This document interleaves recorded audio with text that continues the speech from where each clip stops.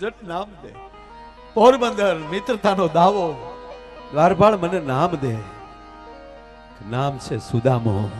તા નામ રે સુણીને વાલો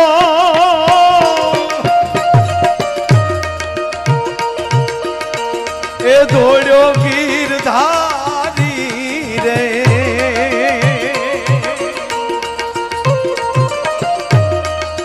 નામ રે સુણીને વાલો દોડ્યા ગીરધારી રે.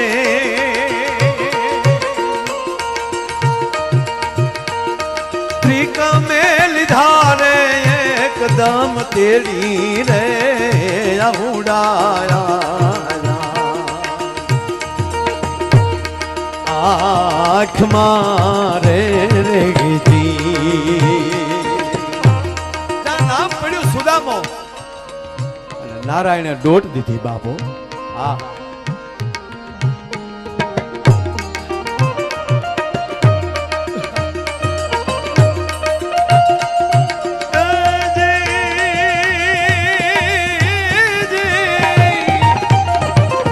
પિંગલસિંહ બાપુ યાદ આવ્યા.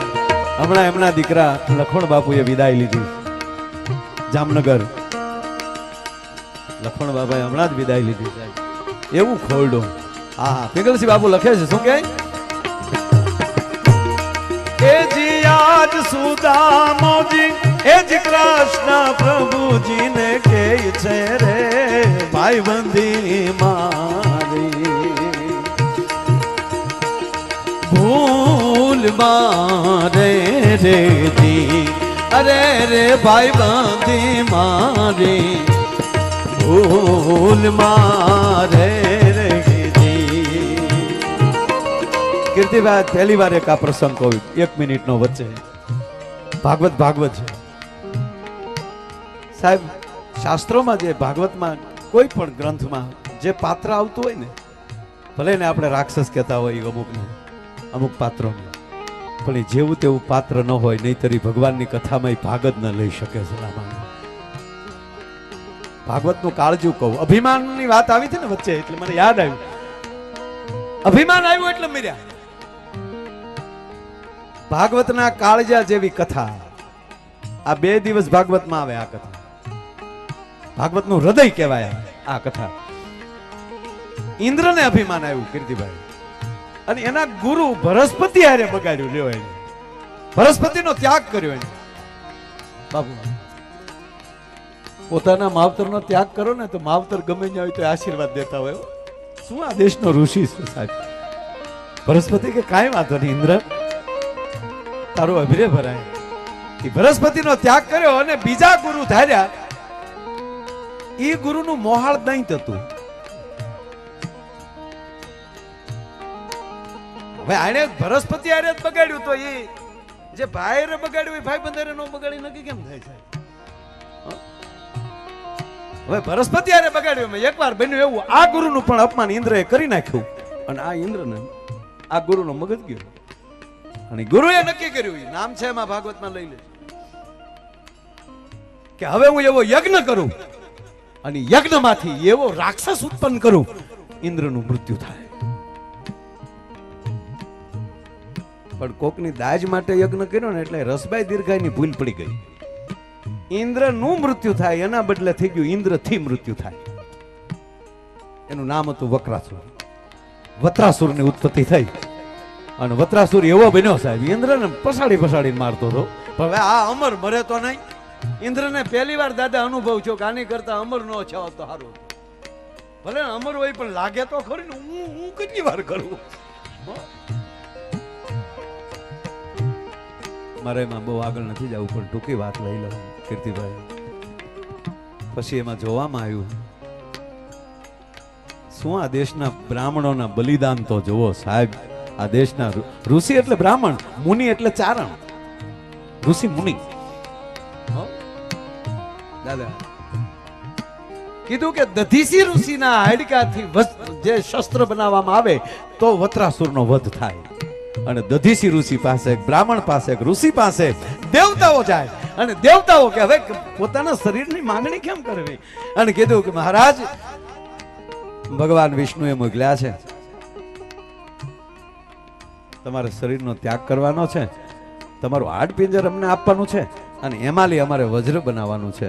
અને તેથી આ દેશના બ્રાહ્મણે કીધું કે મારી સંસ્કૃતિ બચતી હોય અને નારાયણનો હુકમ હોય તો અમારો દેહનો ત્યાગ કરી દેવા માટે અમારી તૈયારી છે. અને કહેવા ગયો કે ઋષિએ પોતાના દેહનો ત્યાગ કર્યો, એમાંથી વજ્ર બનાવવામાં આવ્યું. ઇન્દ્રનાથમાં વજ્ર હોય જોજો, હાડપિંજર હશે. એ દધીસી ઋષિનો હાડપિંજર. પણ દાદા પ્રહાર થયો, પણ એ લડ્યો થયો એવું ને તો વિષ્ણુથી ન રહેવાનો, નારાયણ પ્રગટે છે. ભાગવતના 12મા અધ્યાયના 24, 25, 26 અને 27 આ 4 શ્લોક વત્રાસુર બોલ્યો છે ભાઈ. ભગવાન નારાયણ કહે છે કે હે વત્રાસુર, માગી લે, માગ, તારા પાપનો મેં નાશ કરી નાખ્યો છે, માગી લેજો. અને બોલે છે કે નારાયણ આપીશ તું મને? વત્રાસુર બોલે 4 શ્લોક, ધર્મ, અર્થ, કામ અને મોક્ષ. 4 શ્લોકમાં 4 વસ્તુ માગી લીધી. અને ધર્મ પણ માગી લીધો, અર્થ પણ માગી લીધો, કામના પણ માગી લીધી, મોક્ષ પણ માગી લીધો. અને એમાંનું મને એક વાક્ય મને બહુ વત્રાસુરનું ગમે છે. ગોવિંદ, તમારે મને દેવું છે? ધણહેરમાં ગાય ચરતી હોય, તાજી વિયાણી હોય, તાજી વિયાણેલી ગાયનું વાસરું ઘરે હોય, અને ગાયને દૂધ ચડે, અને ઘરે વાસરું ભૂખ્યું થાય ને એ વાસરું ભાંભરે, અને હજારો ગાયના ટોળામાંથી વાસરુની માં જે ગાય હોય એ હિકરોટા નાખતી ઘર કોઈ પાછી ફરે. એવી રીતે હું પુકારું ને ત્યારે તું એવા પ્રેમથી મારી બાજુ દોડજે. તું સાહેબ એવો તું મારી પાસે આવજે. અને હે નારાયણ, ઓલું વાસરું છે એવો મને પ્રેમ આપજે. હું વાસરું જેવો તારી હાથું ભાંભરું, એ વાસરું મને બનાવજે, વાસરું જેવો પ્રેમ લે છે. માં કામે ગઈ હોય, 2 મહિનાનું બાળક ઘોડિયામાં હિચકતું હોય, અને કોઈને ન ઓળખતું હોય. ગોપાલ, એ કોઈને ન ઓળખે, કેવલ માને ઓળખતું હોય. બસ મને એવું બાળક જેવો પ્રેમ આપજે. અને જેમ માને ધાવણ ચડે, અને જેમ એનું બાળક સાંભળે, અને એ જેમ ઘર ભાળી ઉતાવળા પગલા દે, એમ હું તારી હાટું જ્યારે રડું ને ત્યારે એવા ઉતાવળા પગલે મારી પાસે દોડતો દોડતો આવજે. અને ત્રીજું, આ 3જા શ્લોકનો છે, 3જા શ્લોક. ગોપાલ, મારે મોક્ષ નથી જોતો, મારે સ્વર્ગ નથી, મને વારા ઘડીએ જન્મ આપજે. તારા માટે મારે 84 લાખ ફેરા ખાવાની મને તેવ. આ કામ ના, આ કામ 84 લાખ મારે ફેરા ખાવા. પણ હું જ્યારે જ્યારે જન્મ લઉં તો બસ તારી ભક્તિ મને આપજે. મને તારો વિરોધી ન બનાવતો, તારો દુશ્મન ન મને બનાવતો. આ સુદામાને કૃષ્ણ કહે છે, હે ગોપાલ, હે ગોવિંદ, તું આવી રીતે ઉઘાડા પગે દોડ દે એવી મને કલ્પના નહોતી. આમ દોડ્યો આવે કૃષ્ણ. સુદામા, સુદામા ક્યાં તો બાપ તું? આવીને બધ ભર્યો, દ્વારપાળો પડી ગયા. હાય હાય હાય, આવા માણસને આપણે અટકાયો. ખબરું પૂછીને વાલો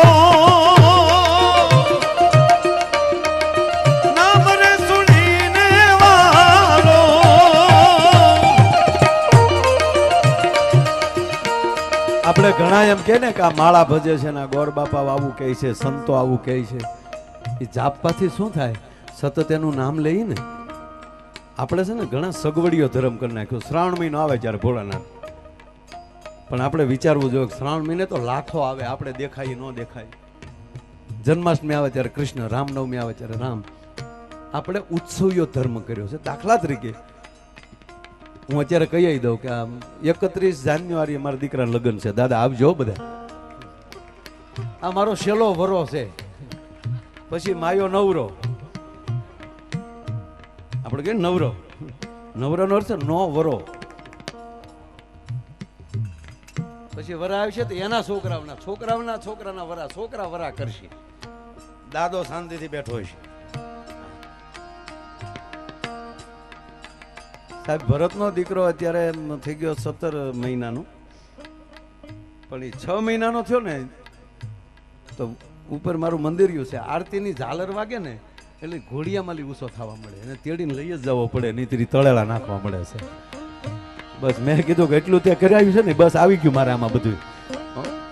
આ શ્રાવણ મહિનાનો આખો મહિનો યજ્ઞ હોય અને રાતે બધા મારા સ્નેહી મિત્રો ભાવથી આપ કીર્તિભાઈ જાણો છો કે બધા નો માયક એમણા ભારતી બેઠકમાં બબે વાણી હવ ભજન કરે તો રોજ 2-3 વાગે એ ભજન ચાલુ હોય ત્યાં હું ત્યાં અમારો રોજ હુવે નહીં, એ મારા ખોળામાં જ બેઠો હોય અને ભજન યાર તાળીઓ પડ્યા કરે ને આમ કર્યા કરે. ભગવાનની ભક્તિ એ આપણું ઘરેણું છે. સુદામાને લીધા સાહેબ હાથમાં, બથમાં લીધા અને ત્યારે સુદામા કહે છે ગોવિંદ આવી મને કલ્પના નહોતી હો. અને પછી તો એના સિંહાસને બેહાડી દીધા ત્યાંથી. આ કપડા હતા એ બધા કઢાવી નાખ્યા, એની પોટલી વાળીને ખૂણામાં મૂકી દીધી. પણ હવે હોનાની દ્વારકા સુદામા ઓલી તાંદુલની પોટલી દશરથભાઈ લઈ ગયેલા ને એ બીજા બગલમાં હતાડીને રાખે કે આમાં મારું તાંદુલ શું કરે. આપણે કોઈક મોટા માણાના ઘરે ગયા હોય અને મોજું તળિયેલી ફાટલું હોય, આ અનુભવ થયેલો છે. શર્ટ કદાચ આવેલી થોડોક ફાટી ગયેલો હોય એટલે આપણે આમ ત્રાહા આવી અને ઓલો મોજું ફાટલો હોય તો પગ આમ લહરતા આવી ગયું, તળિયું અહીંયા તળિયું જોઈ જાય. સુદામાએ પોટલી હતા, ભગવાન કૃષ્ણે વિચાર કરી લીધો હા હજી આ પોટલી હતાડે છે. આ વાત કેવા હાટું આ સુદામાની વાત તો બધાય સાંભળી, પણ સુદામા આ તાંદુલ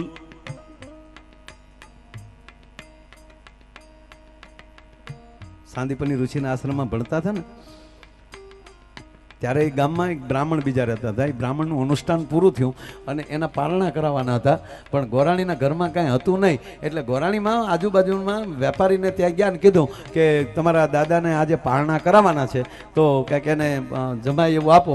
એટલે દાદા એણે સોનેરી તારવાળી સરસ થેલીમાં, વાણિયાના દીકરા તો જો ને તમે થેલીયું જેવી હોય અંદર, હા થેલીમાં જ આપણે મજા આવી જાય.